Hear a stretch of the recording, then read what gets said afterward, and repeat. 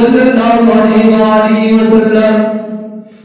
یہ لوگ آپ سے قیامت کے حوالے سے پوچھ رہے قیامت کب آئے گی، اور قرآن کریم کے دوسرے مقام میں اللہ تعالیٰ نے فرمایا اولم یر الانسان انا خلقناہ من نطفۃ فاذا هو خصیم مبین۔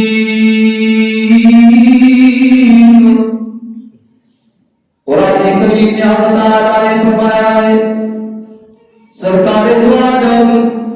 صلی اللہ علیہ وآلہ وسلم کے پاس ایک شخص آئے، کافر آئے، نافرمان آئے،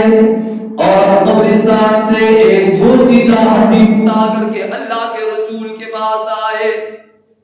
فرمایا اللہ کے رسول تم مسلمانوں کا یہ عقیدہ ہے مسلمان مرنے کے بعد دوبارہ زندہ ہوگا، ایسا ہے کہ یا نہیں؟ بڑے بعد ہر انسان کا زندہ ہوگا، اور اسلامی عقائد میں سے آمنت باللہ و ملائکتہ و رسلہ و کتبہ و رسلہ والیوم الآخر والقدر خیرہ و شرہ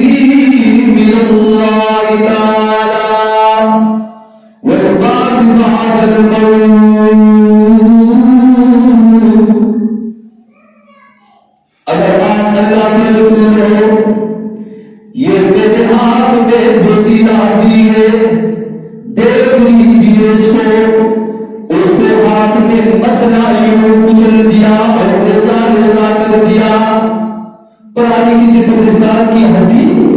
وہ کافر ہاتھ میں اٹھا کر کے لائے اور پیغمبر کے سامنے کہا کہ تمہارا عقیدہ ہے کہ اللہ زندہ کرے گا،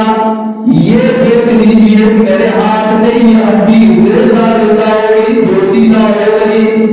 جس کا کوئی پتہ بھی نہیں چلا، ہوا اڑا کر کے لگی، کیا اسے بھی اللہ زندہ کرے گا؟ کیا اسے بھی زندہ کرے گا؟ قرآن کریم نے اس کا جواب دیا، پاک پیغمبر صلی اللہ علیہ وآلہ وسلم اس کافر کو بتا دیجیے اور ان کے واسطے سے قیامت تک عالمان و تمام کافروں کو بتا دیجیے اولم یروا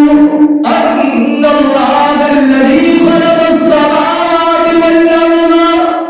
بقادر علی ان یخلق مثلهم بلی وهو الخلاق العلیم۔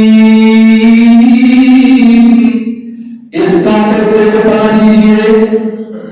جس اللہ نے تجھے پہلی مرتبہ پیدا کیا ہے وہی اللہ تمہیں دوبارہ بھی پیدا کرے گا۔ جس اللہ کے لیے پہلی مرتبہ پیدا کرنا مشکل لگی تو دوسری مرتبہ تو انسان کے ذرات موجود ہوتے گئے، ایسا ہے کہ نہیں؟ پہلی مرتبہ تو کچھ بھی نہیں، نام و نشان بھی نہیں، شکل صورت بھی نہیں، کچھ بھی نہیں،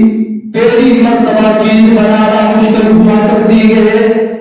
دنیا کا تجربہ بھی نہیں ہے،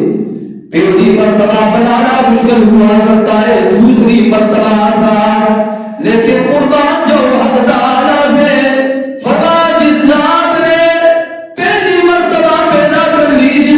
جس کے لیے پہلی مرتبہ پیدا کرنا مشکل لگی تو دوسری مرتبہ انسان کو پیدا کرنے کے لیے اس کو پیدا کرنا کیسے مشکل ہو سکتا ہے؟ انما امرہ اذا اراد شیئا ان یقول له